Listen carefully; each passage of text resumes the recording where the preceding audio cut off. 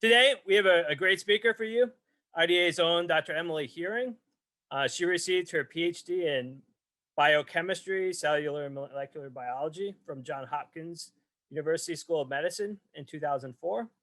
And the topic of her PhD was human immunodeficiency virus and its impact on the central nervous system. So things that are way over my head, but we'll learn a lot from Emily today. She's been a research staff member at IDA since that time, supporting operational testing of chemical and biological defense programs.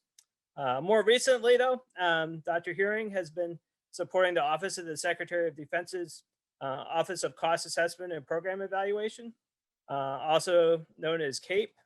And for them, she's done work for the Army and Marine Corps programs. But she's also led an effort for CAPE looking at the impact of COVID-19 on the general population and DoD. And that's what she'll be talking to us about today. And with that, I'll turn it over to Emily and look forward to hearing what Emily has to say. Okay, thanks, Brian. Good afternoon, everybody. Thanks for joining us here. I just wanted to sort of just pile on with what Brian said is that, so my background in graduate school was in virology. And I just have to say that when virologists are the most popular people in the room, something has gone terribly awry.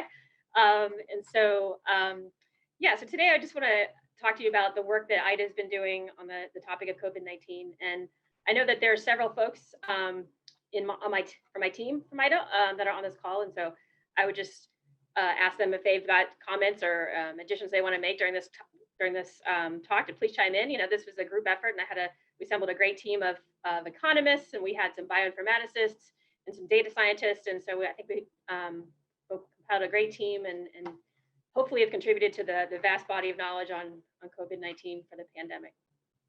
So, early on in the pandemic, I think you all remember back to last March, there was a lot of different consternation, I think, in some of the policy realms about what various models were putting out. You had the IHME model suggesting that there was, going to be a certain level of infections, and other models were disagreeing.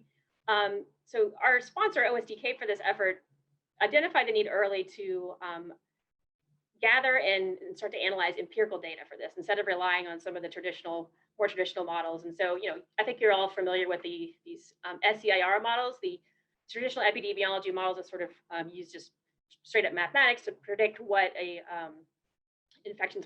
future infections might look like. The problem with the SCIR models, though, is they can't model human behavior. And we know that when case counts start going up, people recognize that there's probably a danger in the community. And so they stay home, and then case counts go down. And so there's this continuous feedback loop between human behavior that the models just can't pick up on. And so our sponsor asked us to compile a large set of data from anything and everything related to COVID-19 from a variety of sources and do analyses to see if we can tease out what were the factors most associated with both mitigation and spread of the virus. So, I think a lot of you are probably familiar with just the huge amounts of data for COVID-19 that were available. And, this is the first pandemic in history that's where we had all this data available that was just public accessible. We had everyone I'm sure was on the Johns Hopkins watch tracker at the very beginning of the pandemic. And then you had other data sources popping up like Google and Apple were publishing cell phone mobility data. We had the Centers for Disease Control with their COVID data. We had various policy data sources. We had the Census Bureau publishing demographics, and more recently, mental health analyses and survey data. We've had weather data, just a whole host of relevant data to this pandemic that was available. And so we at IDA took it upon ourselves as part of my task to compile all the data sources together and make a panel data sets where we will shortly be posting to GitHub and are certainly welcome to share those with widely available to anybody. So, and those are data sources that pull from most of these sources and really give us a chance to hone in on the various factors that might be responsible for COVID-19 spread. So the first thing I wanted to talk about was true prevalence of COVID-19 in the US versus reported cases. I think everyone probably recognizes that COVID-19 in the US and elsewhere has been chronically underreported from the beginning of the pandemic. And the causes of underreporting can vary. There's, at first in March, there was definitely inadequate testing supplies in the United States. We just didn't have enough tests to go around, and we were only testing a few discrete people. And then there's also the issue with COVID that you have up to 40% of folks are mild or asymptomatic and just weren't aware that they had COVID-19 and so didn't get tested. And so, if we're going to look at policy effects and things different other sources, we wanted to really get a handle on what the true prevalence of the disease might be in the US. And to do this, we use the results of serology tests. So serology are blood tests, basically, that look for antibodies to COVID-19, to SARS-CoV-2, the virus. And they are, it's basically a way to look for previous infection with the virus. And so then you can develop basically a ratio of people who have, from a random sampling, people who have been infected versus how many PCR tests you have, and sort of develop a ratio for what the true prevalence might actually be.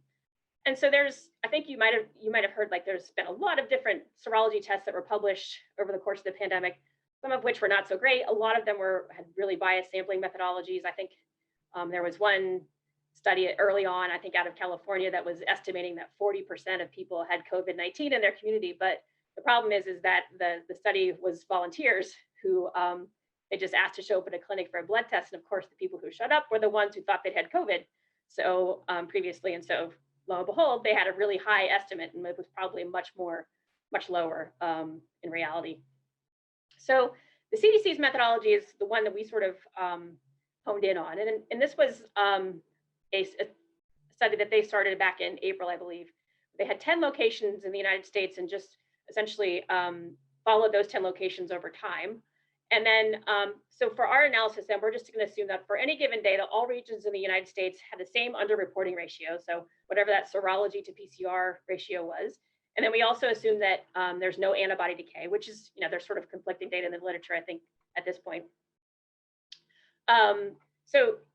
If you do that, you can sort of get to a clear picture of what the pandemic might look like. These are the results of 2 states. You see Texas in blue and New York in black. And what's interesting about this graph is, like, if you look at the data as of the end of December, it looks like Texas might have had slightly more cases than New York City at that time. But in reality, if you look at what we're estimating as a true prevalence estimates, it looks like that New York is actually much higher. And that's just because the pandemic at the very beginning in March, that New York City experience was just so humongous. There were so many people infected in New York that we missed. That New York is actually probably a lot higher than Texas in reality. And so when you do that, so we did this analysis for several different states. And what you can see is this is breaking out states by region. The black dots are basically the reported cases, so PCR cases. This is as of mid-December. And then the red dots are what we're estimating at that time to be the true prevalence estimates. And what you can see is that, around that time, it was like most of the country was in the 10 to 20, sometimes approaching 30% of infection range for the country. And so this gives you a clear idea, as far as the vaccination campaign going forward. There's a lot of folks that had been previously infected, which will help eventually with the spread of the virus, although reinfections are possible. So I think this just gives you a clear picture that we were missing a lot initially, and this is somewhat of a better estimate. This is fairly simplistic, and there's lots of darts you can throw in this, but I think it gives you a clear idea. So another thing you can do with a true prevalence estimate is begin to estimate what we call the infection fatality rate. So people talk in terms of 2 things: the case fatality rate, which is the number of deaths per known infection, so the number of people who tested positive for SARS-CoV-2 and then subsequently died, or the infection fatality rate, which takes into consideration everyone who was infected with SARS-CoV-2 and then folks who died. And so what you can see on the left-hand side of this in red is our estimated true infections from those true prevalence estimates. And then the blue is the actual no new cases. This was an older analysis we had done back in the summer. Comprehensive, on the other hand, if you look on the right-hand side, this is the estimates for the infection fatality rate and the case fatality rate. What you can see then is, indicating again, like that the first initial wave through New York City in March was so massive, and we had such few testing resources at that time that the case fatality rate was actually really high. 70 to 80% of folks were dying, and that's just because the only people we were testing at that point were in the hospital and very sick with COVID. And so we know already that those folks are much more likely to die. Whereas you see, if you look at the infection fatality rates, our estimates, we're estimating that, around that time was about 3% of total infections was the fatality rate. And for both those, you'll see that, that's been going down over time. And I think that's just because the standard of care has been getting progressively better for COVID-19. You know, we have these steroids now, which are helping, I think, treatment. There's things like the monoclonal antibodies. We're learning things about proning, and they're trying to keep folks off of ventilators as long as possible. So I think, you know, combined with these two, with all these different things, I think we're just getting better in general at treating COVID, and so fewer people are dying. I think our final estimate there of about 0.6% is in line with other estimates for the infection fatality rate of COVID, which that would contrast with something like influenza, which has the seasonal influenza, which is about a 0.01% fatality rate. So going back to our data sets again, we wanted to then look at the effect of different mitigation policies on the spread of COVID-19. And so to do this, you know, I think everyone remembers, you know, back to last March, when everything in the United States, you know, closed down within a matter of 2 weeks, right? We went from basically sort of being slightly concerned to everyone staying home. Schools were closed, lockdown, restaurants closed, you know, everything was closed in 2 weeks. And that makes it really difficult to tease out exactly which of those things really contributed to the lack of spread of the virus. And so to sort of help us get through there, we're using a two-stage approach in this analysis. First, we're going to look at how policies affected mobility data, using that cell phone mobility from Apple and Google. And the second stage then is to look at how the subsequent decline in mobility actually affects new cases. And I'll give away the punchline a little bit, but we find evidence that policies aimed at retail and recreation traffic in Google's vernacular, which means basically restaurants and bars, decreases new cases.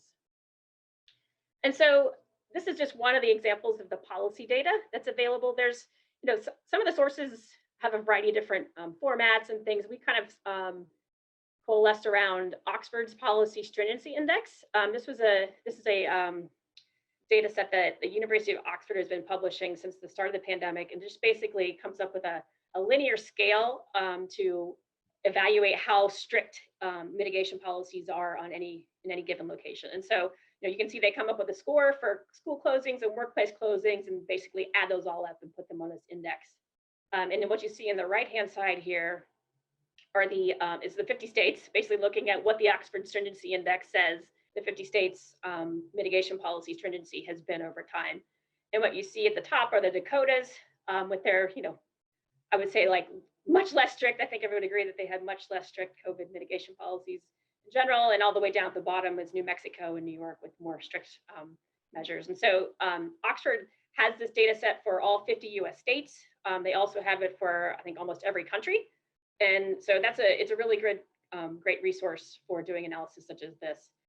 Just to give you, an idea of like what an average stringency is, if you think of the state of Florida, what they've been experiencing. So the state of Florida last March, when they locked down, their stringency rating was 70. And now today, I think Florida's stringency ratings are about 40.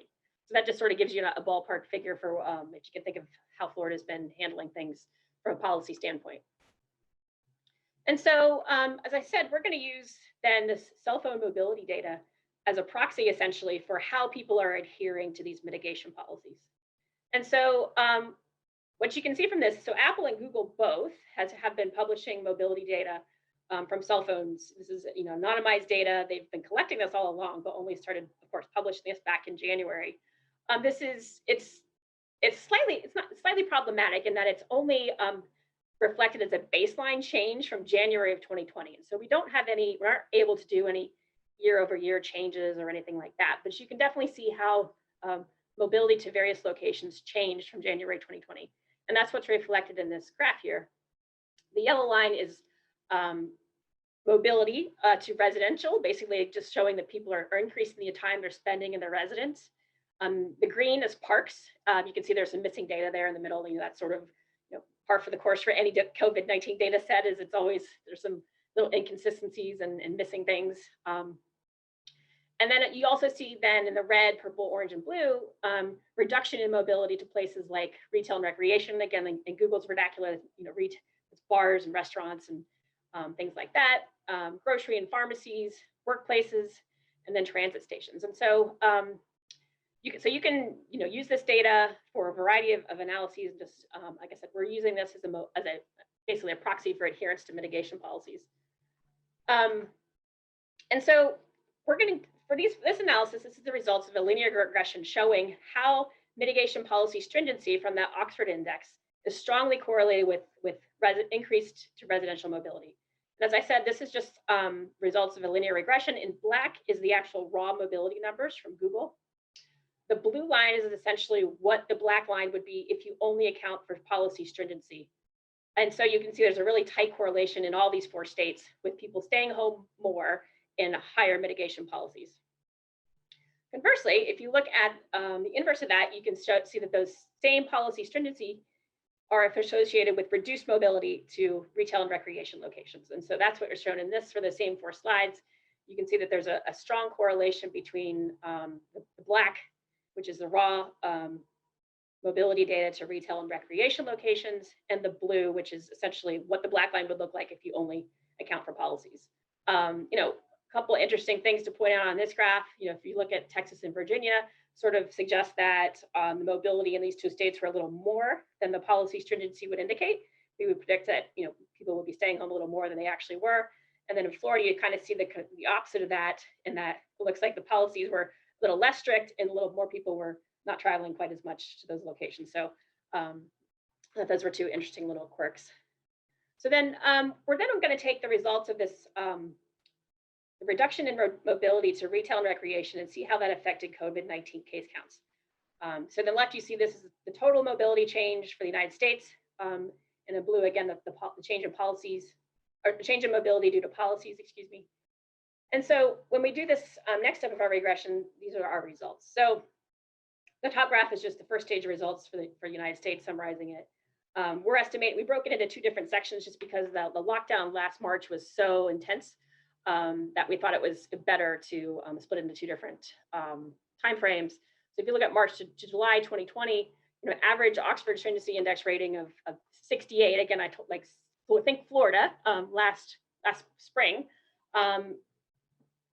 ends up with a reduction in retail and recreation mobility of about 25%. In the same way, if you look at August to December, we sort of get an average stringency rating of 58, and that ends up with about 15% reduction in mobility to those retail and recreation locations. So then if we take the next stage regression, looking at our case counts, we can take that, we can see that a 25% reduction in recreation and mobility averages to about a reduction of 17 case counts per 100,000 per day is what we're estimating from these results. And so you can see a similar trend, 15% looks averages to about 10 cases per 100,000 per day just from the mitigation policies themselves. And so, I think these analysis is in line with other results from using different methodologies. I've seen things published in the literature like results from SCIR models and other groups that sort of indicate that retail, recreation, bars, and restaurants are a key spread a point of COVID-19, and I think this is in line with other just case studies looking at super spreader events and things like that from restaurants and bars. So I would say that this is in line with what the science is showing, just coming in a different methodology.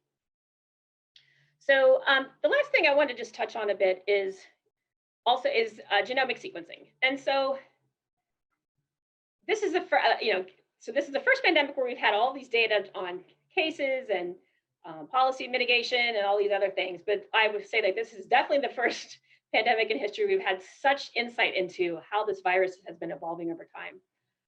We have rapid high throughput genomic sequencing, and such that we can sequence tons and tons of different samples. And so probably something you've been hearing a lot about in the news are these lineages, variants, they like to call them.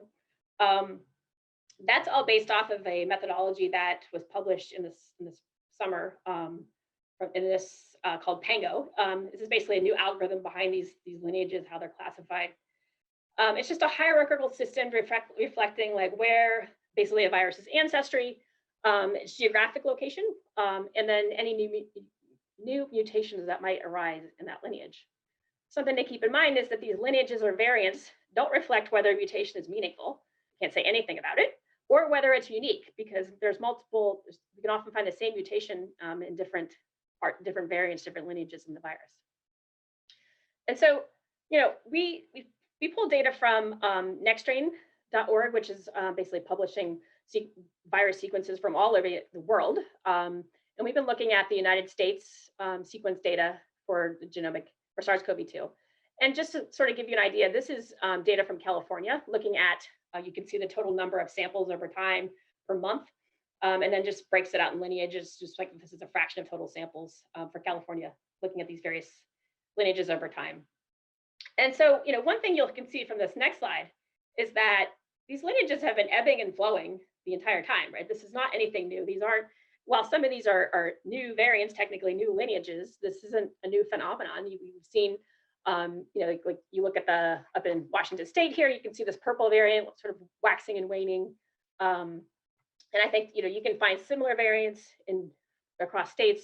Sometimes each state has their own unique variants. And so I would just caution folks, and I think one thing that's just gotten really kind of blown out of proportion with some of the news media reports on this is that, I think there's a tendency to think that every new variant is somehow more dangerous than the previous. And I think that that's not the case.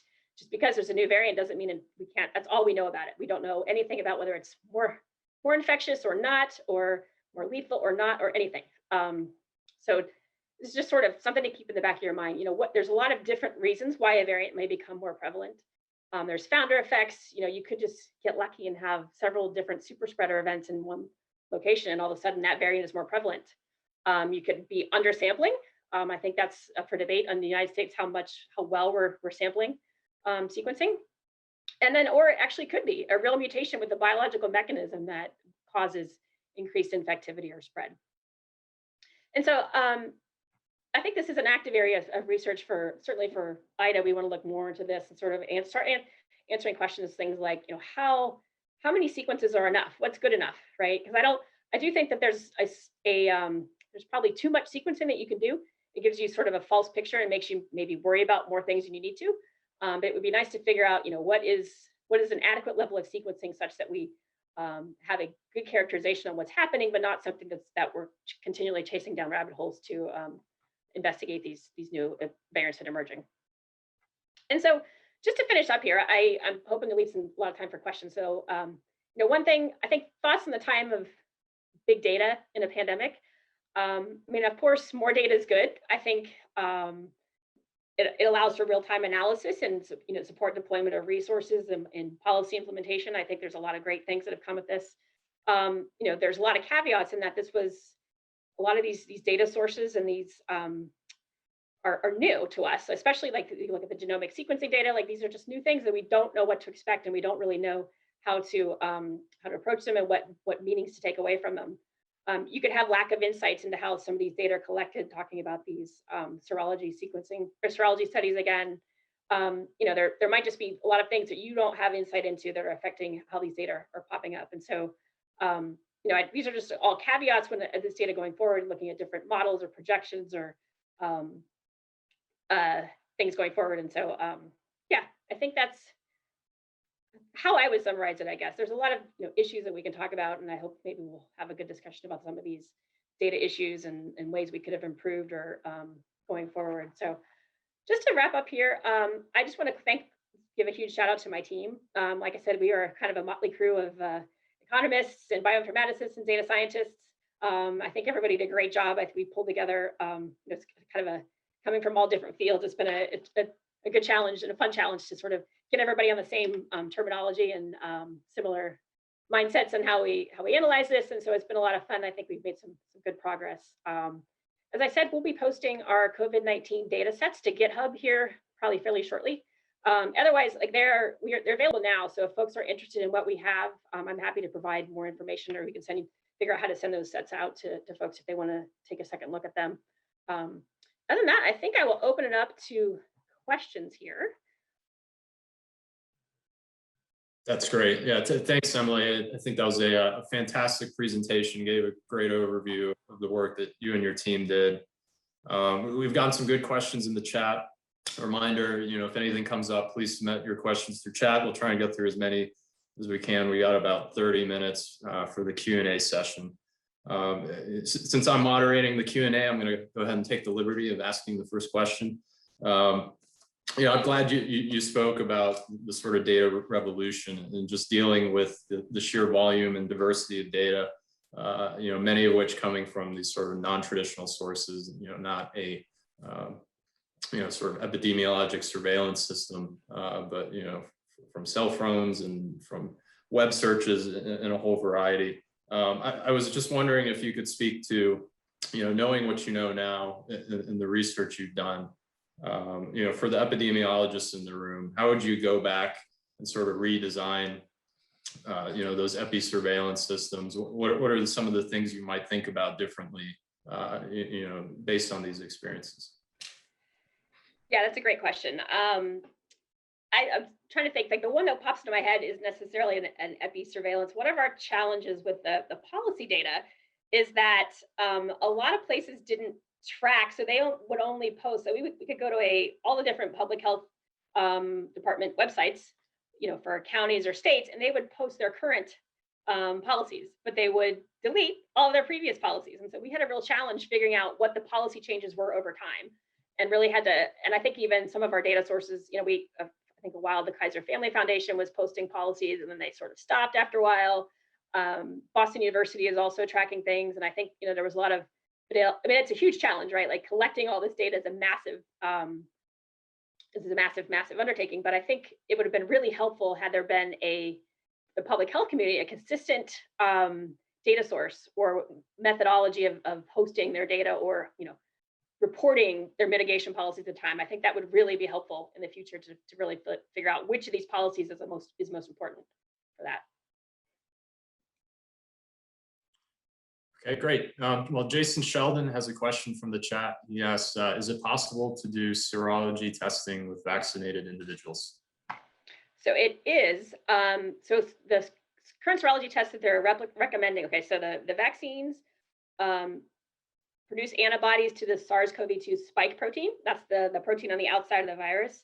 There are serology tests that are to different viral proteins. So like, I think it's the matrix protein that they can do serology tests on. So they can tell if you've been, even if you have been vaccinated, if you have been infected with SARS-CoV-2, there are different tests that can distinguish between those two in the blood.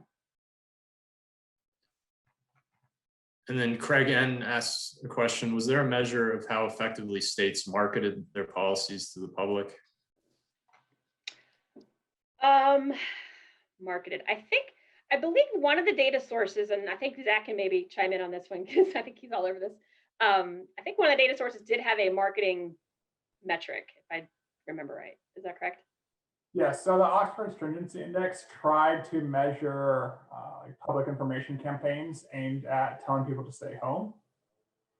With that said, it was imperfect in terms of just as one person may not live there trying to apply numerical scale to it. So I think the answer to this is partially. Also, there could be things more locally that says, if you go out, you'll actually be punished, or else if you don't go out, you won't be punished. And that isn't really observed in the data, unfortunately.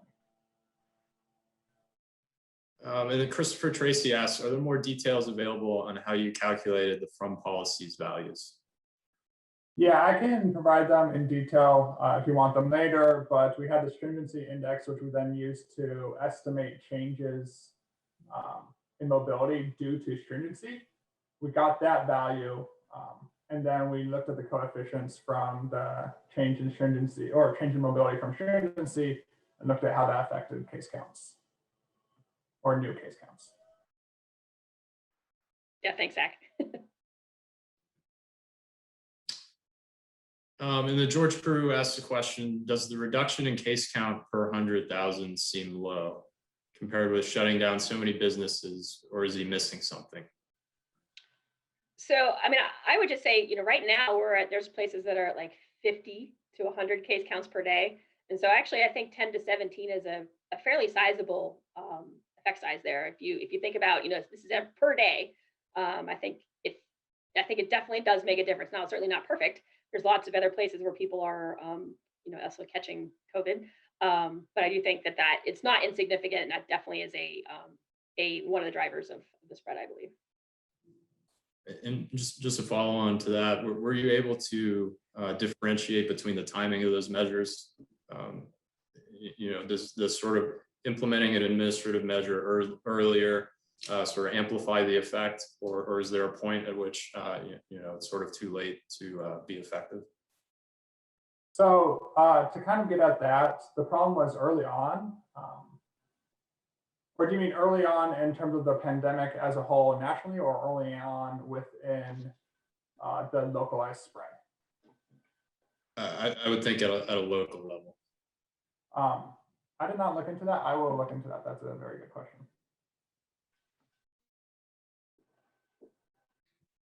Okay, and then a question from Nick Wagner. Should we be concerned that publicizing these sequences widely and reporting on their contagiousness and virality will lead to people synthesizing other dangerous pathogens?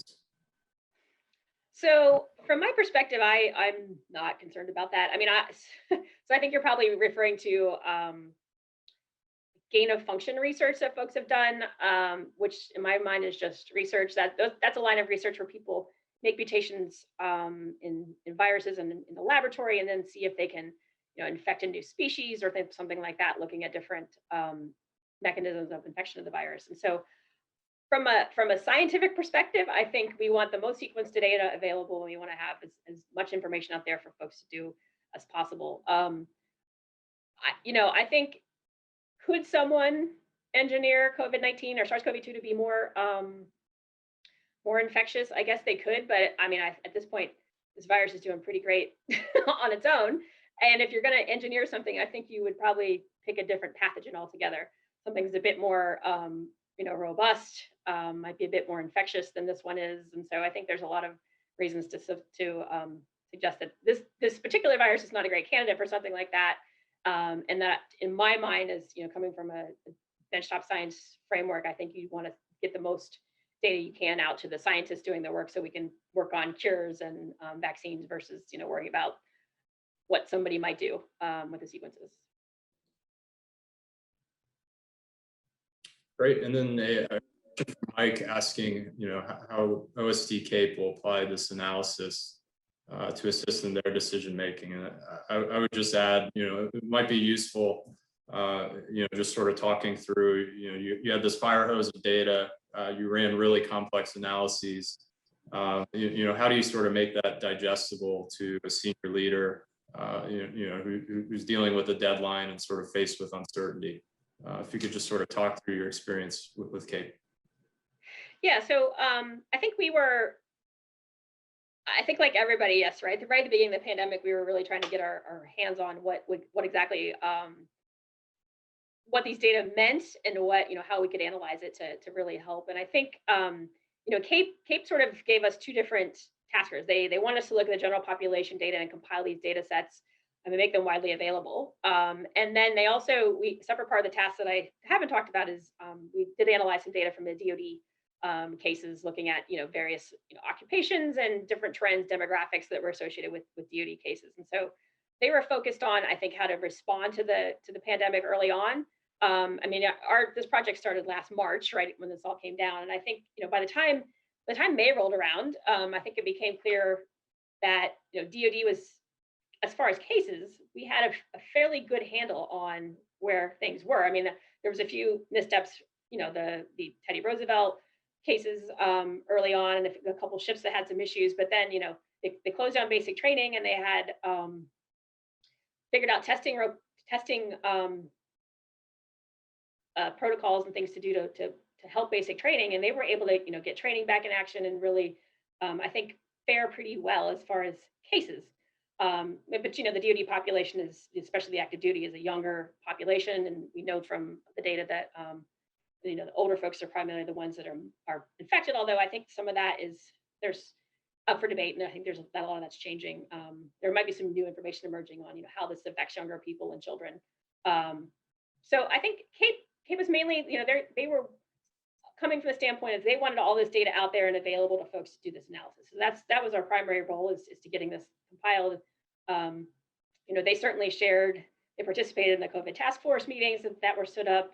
I think, from just how the Pentagon was working, I think most of this health affairs was running COVID-19, and I think it was sort of a joint effort with all the services and CAPE and other OSD offices to sort of try to get a handle on, how COVID was affecting the DoD and which policies might be better to implement. And then, we sort of just, I guess, like everybody settled in and weathered the storm. I guess we're still weathering the storm, but yeah, so I guess that's probably a long-winded answer to say that I wouldn't say there was specific policy recommendations that came out of this analysis that Kate made, but I think it's just we're contributing to the body of knowledge in the Pentagon and other places, hopefully.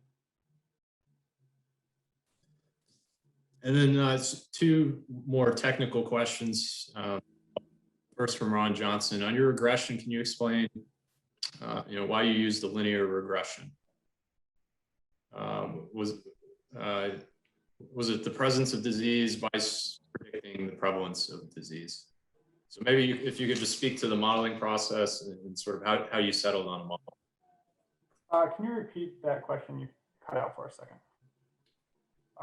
Or Zach, could you just speak to why you went with a linear regression, or maybe more generally, your thoughts in modeling, something as complex as COVID? I think we had limited variation, and so if we're going to go with a more structural form, I think it would be more sensitive to the assumptions we're imposing on the data, which then could make changes that we find more sensitive to that. Also, a great part of the linear regression was we were able to use a two-stage approach and really isolate the mobility, because anytime we had policies aiming at reducing mobility, there were simultaneous policies often that we couldn't observe that encourage people to use masks or encourage people to distance or subsidize PPE or something along those lines. And so we wanted to kind of eliminate the simultaneity bias. And one way we thought we could do that, or at least reduce it, was using a two-stage approach.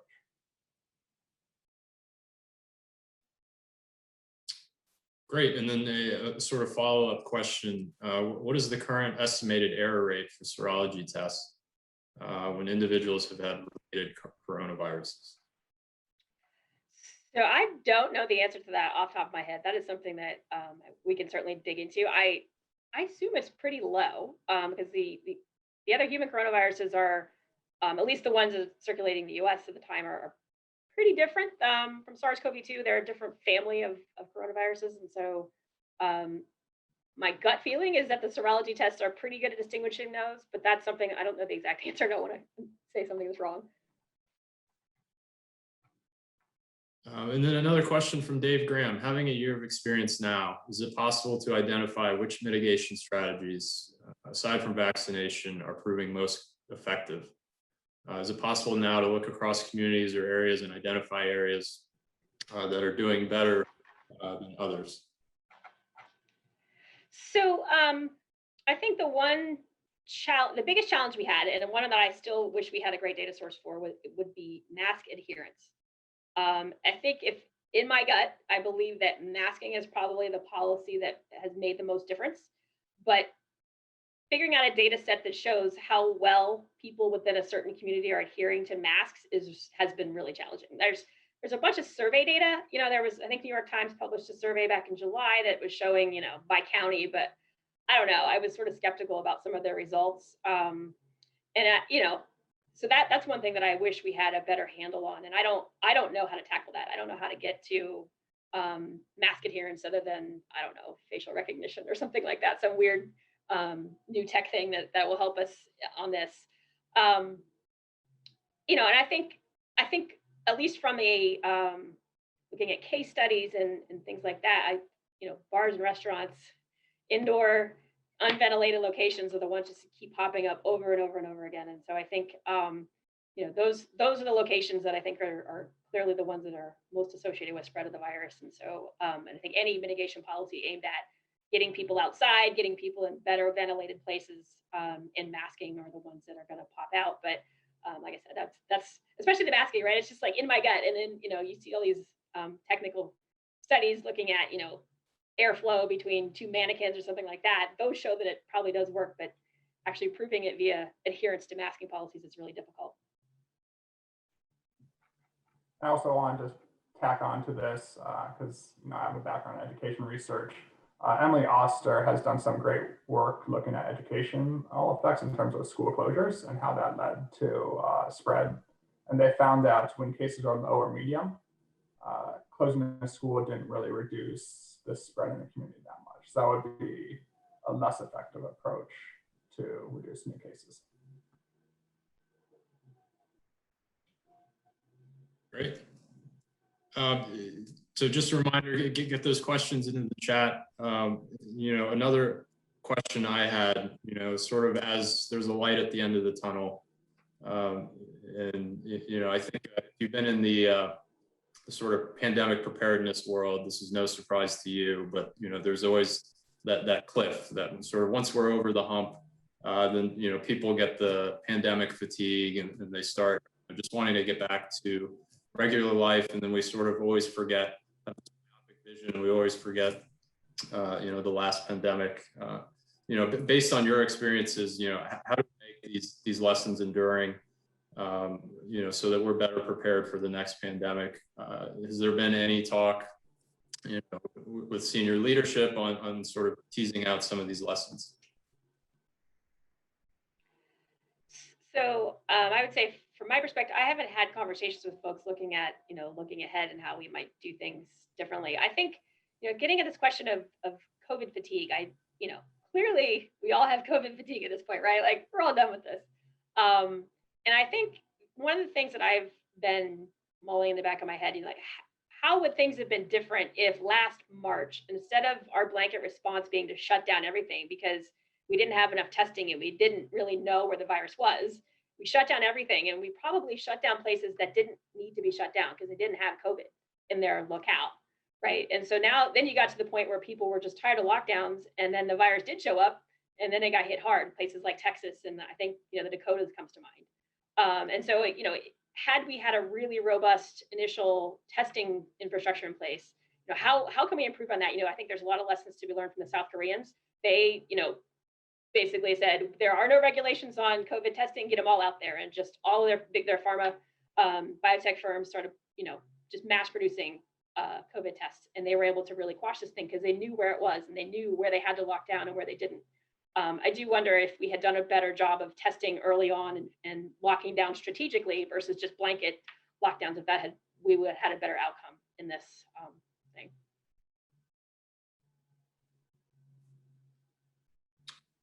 Oh, great. I was waiting for a vaccination question, and it looks like we got one in the chat. I was going to ask something similar. So worldwide, we're only fully vaccinated at about 3% versus about 30% in the US.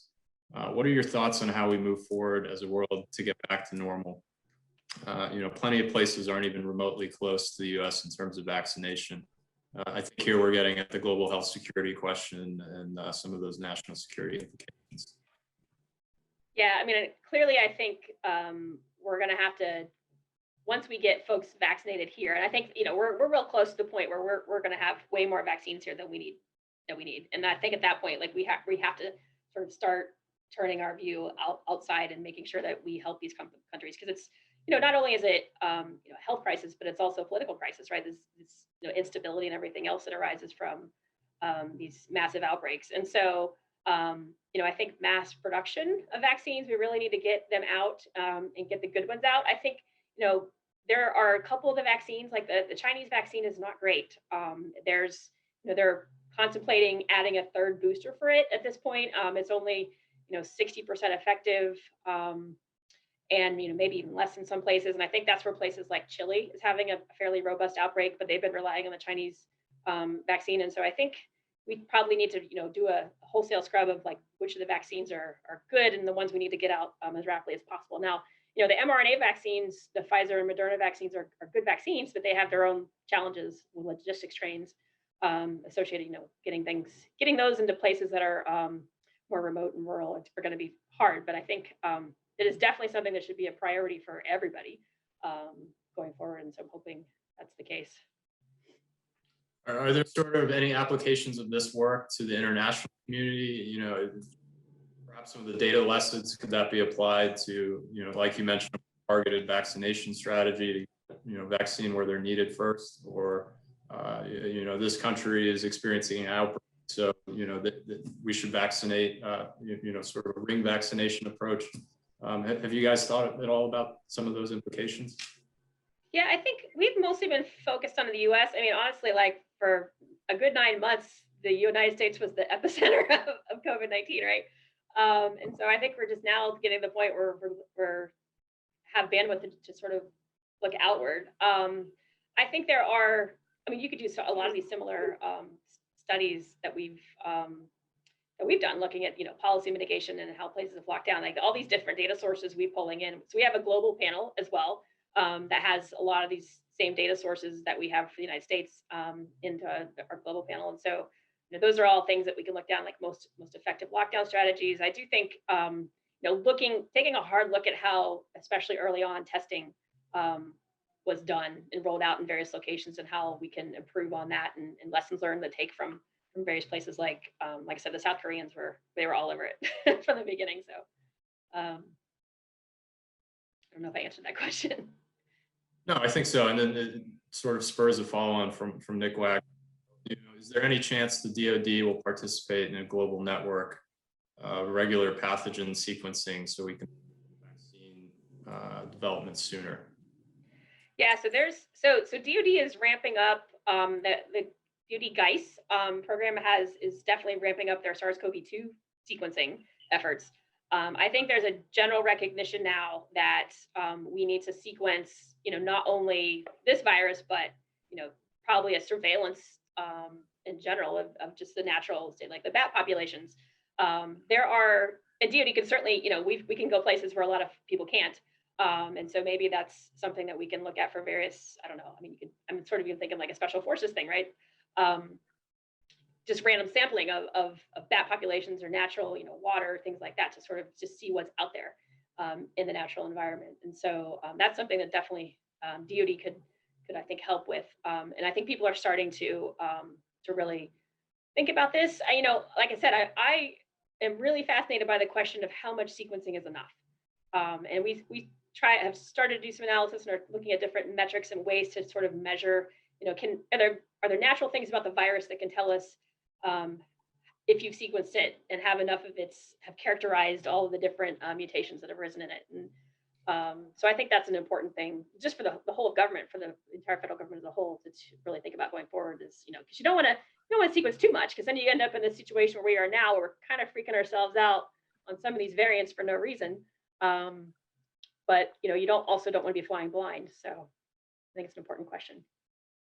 Yeah, and perhaps for the DoD overseas labs, maybe that's an important platform to maintain and invest in. So exactly. A question from Ian Beaver, follow up: have there been any reliable studies on the quality of infection?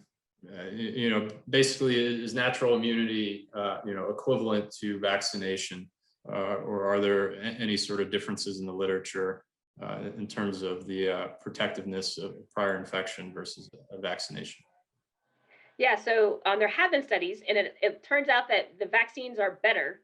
You have better protection from the vaccines than you do from natural infection. So, I mean, the virus, they think the mechanism is because the virus is doing something weird to your immune system.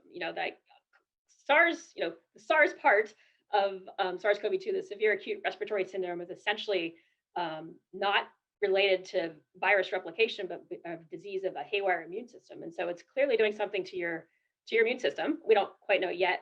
But there's a lot of data that suggests that neutralizing antibodies from previously infected individuals isn't as good as the neutralizing sera from people who had the vaccine. And so that's why they're encouraging people, even if you had COVID, to get the vaccine, because it is better. So these are all going to be fascinating studies in the next few years, sort of teasing all this out. But yeah, go get your shot. And then back to a methodological question from James Bishop. What methodological developments would be most consequential for improving the study of pandemics? I think one that was highlighted early on was the disease modeling literature was not super accessible to people from the outside. And I think being able to integrate this into other literature, including policy analysis, would make it so that we are more capable of having accurate policy analysis. Also getting at your comment on looking at when we enact policy and the disease is spread. I think also now with hindsight, this could be getting at Ron's question why we chose linear modeling. But early on, I think a lot of the SIR models had high variability in the trust in their approaches. And so I think being able to kind of solidify that to make it easier to pull into other policy analysis literature would be great.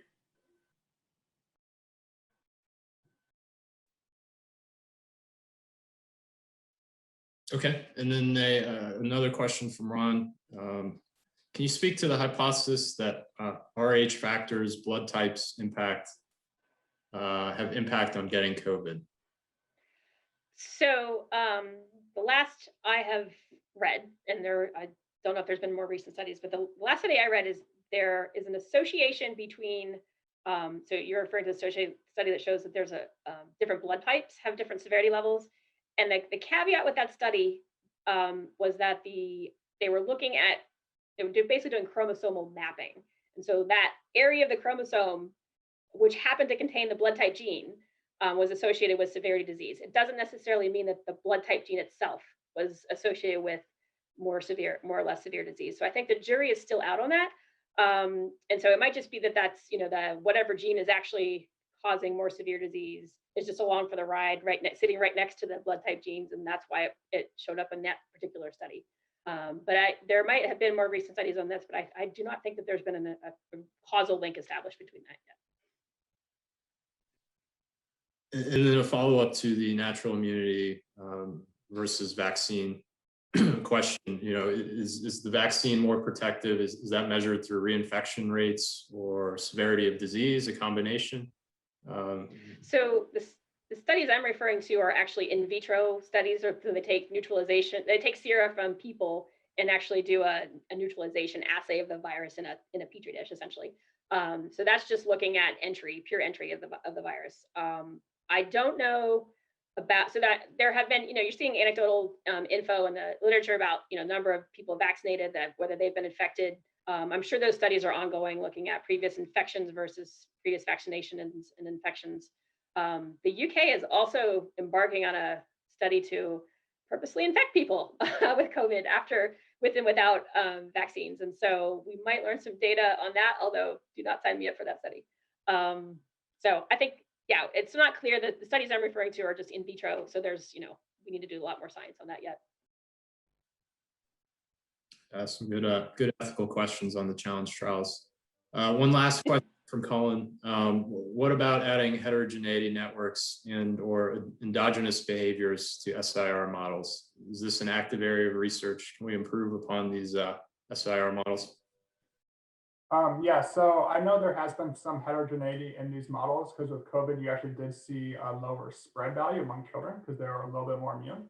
And there's been some theoretical integration of these into models.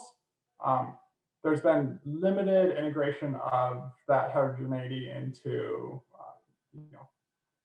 empirical models, but I think we're slowly going to get there. And then in terms of kind of endogeneity and those things, one thing I would love to be able to look at is kind of an SIR model that accounts for compliers and non-compliers. Because you can imagine if you had a policy and 20% of the population was not complying, once that 20% of the population gets herd immunity, then that might lead to the entire community to have herd immunity under that policy, because it's the non-compliers that spread it a lot more. Well, great. Well, thank you, Emily and Zach, for fielding some questions from the peanut gallery. Just want to give you the opportunity. Any closing thoughts? Anything you'd like to leave us with? And if not, no, I saw one question in the comment wanting a link to the GitHub site. Our panels aren't posted there yet, but if you want to follow up with me, an email to me, I'm happy to show you, and we can figure out how to get those to you. We have data panels on the U.S. county, U.S. states, and our global data panel. So happy to share, and they'll be on GitHub soon, just not quite yet. And I think we'll be posting this talk. So with that, Brian, back over to you. Sure. Thanks, Patrick. So just to close it out, if you have any follow-ups on this talk or questions about upcoming events, feel free to email dataanalytics@ida.org. Just one more question I'll throw out there to Emily. You know, we always have more things that we could study. I think you gave some good examples about, you know, looking at different countries. There's countries like Thailand and Vietnam that have lower rates. It'd be interesting to see how they contrast with other countries. But what was it that you didn't have time to do that you'd like to do, as we always run out of time in situations like this? I mean, I don't know. There's lots of different aspects of it. I think like this genomic sequencing and this question about how much is enough. I think that's me. I'm a virology nerd, so that is an interesting question to me. I think you know, looking at ways to collect data on compliance, policy compliance, I think is really like a really interesting area of study, and how to figure out, you know, whether or not, because you know, your policy analysis is only as good as your data collection on how well people are doing things, and we just happen to have the cell phone mobility data. So I think those would be, you know, two really good, really interesting things. You know, we've started to do some mental health analysis, looking at the Census Bureau is publishing of the Pulse survey, which is asking questions on anxiety and depression over the course of the pandemic, and we've got some analysis now that we're starting to dig into, you know, how this is affected, and whether it's policies that were driving depression and anxiety, or case counts, or, you know, what exactly was causing people, if they did have anxiety and depression, to have those symptoms. Great, thanks, Emily. Appreciate your excellent talk. I learned a lot. That was fun. So with that, we'll end on time. And if anyone has any follow-ups, dataanalytics@ia.org, or if you have my email or Emily's, feel free to reach out to us, or if you send it to me, I'll be sure to get it to Emily. So with that, thanks everyone, and we hope to see you again in about a month, and happy to discuss any of these issues further if you're interested.